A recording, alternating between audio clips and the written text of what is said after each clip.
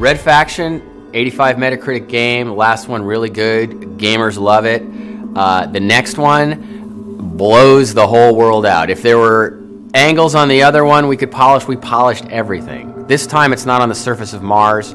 You go beneath Mars, back into the caves like the old Red Faction games. In the caves, we can control the lighting, we control the destruction better. You can actually knock buildings down on top of other buildings. But another key element we've added to the new game is an alien life form that is living beneath the planet of Mars.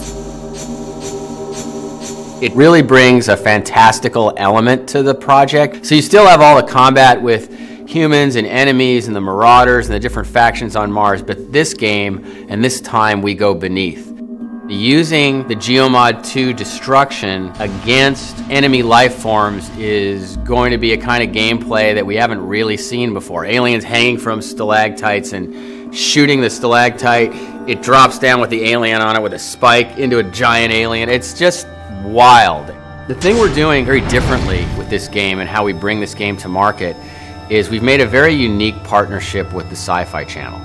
And this is part of a long-term project of mine in terms of transmedia and marrying games and film and board games and toys and all these elements so that when the game launches, it has tremendous support and groundswell in this other media.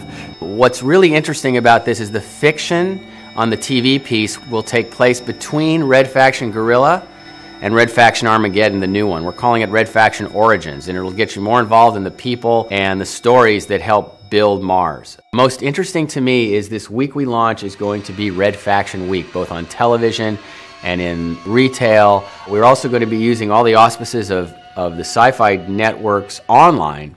In 50 different countries, we're going to be building webisodes, and we're also going to be building a downloadable game that we're going to sell that extends the Red Faction universe but will come out before the game. All of this is building groundswell and excitement around this property in a way we've never had the ability to do before. So it's going to be a television show, webisodes leading up to it. All of this extends the fiction. A new downloadable game built around the same kind of destruction, but it's a multiplayer Xbox Live PSN PC game, which we are going to sell and give away. And again, unique content that you get from playing that in the big game. So what we're trying to do, and what we are doing, is building a true transmedia property, and the first one that I've been able to kick off. The game is the center of the universe. I'm super excited about where this game is now from where it was. Red Faction's been going on for about 10 years at Volition. And what the team has done with this game and taking all their learning from Guerrilla and honing it down to what's the best player experience, what's the best visual experience, and what's the best story on Mars. It's all coming together in Red Faction Armageddon.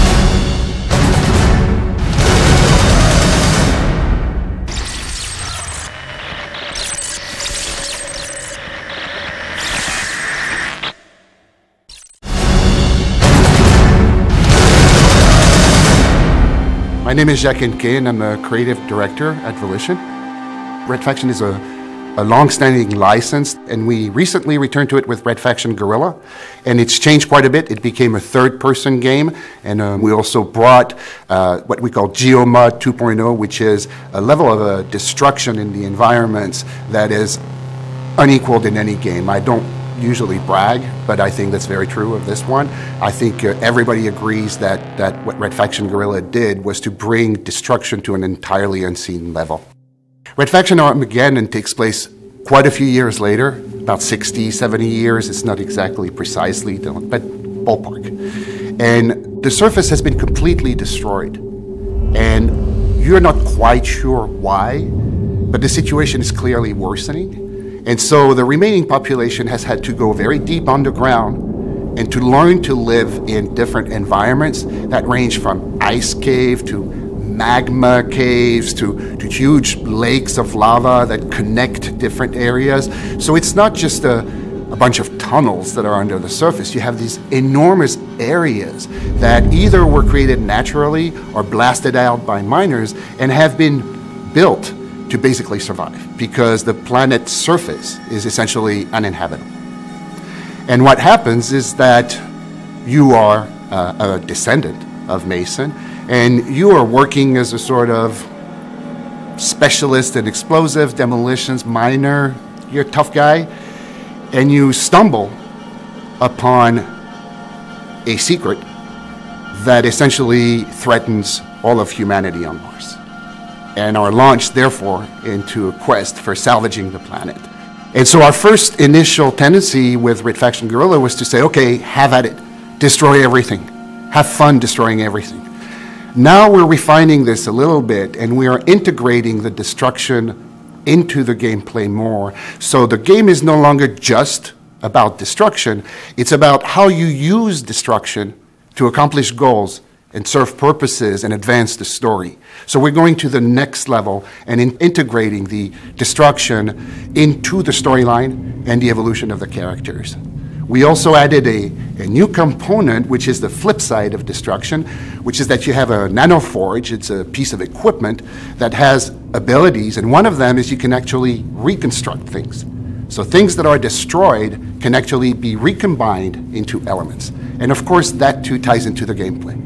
So the aliens have a sort of a almost military structure, not in the sense of, you know, officers, but you're going to encounter a large number of different types of aliens.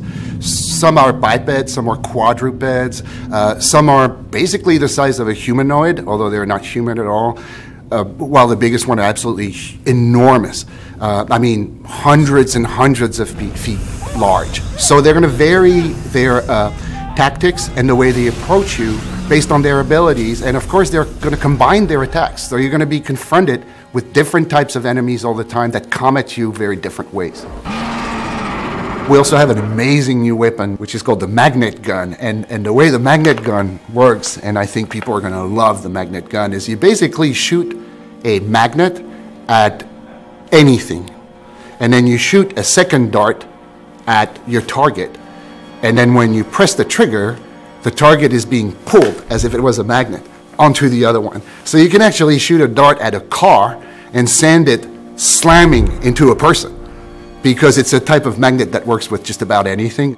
I think that what Red Faction Armageddon is bringing to both the fans of the series and the people who haven't tried it yet, it's a combination of a linear storyline that is fascinating, with great open world gameplay, and destruction that is now no longer just a gratuitous activity, but fully integrated into the story and a component of how the game evolves and how you progress in the game. I think the combination of these elements really makes Red Faction Armageddon unique and a fascinating experience.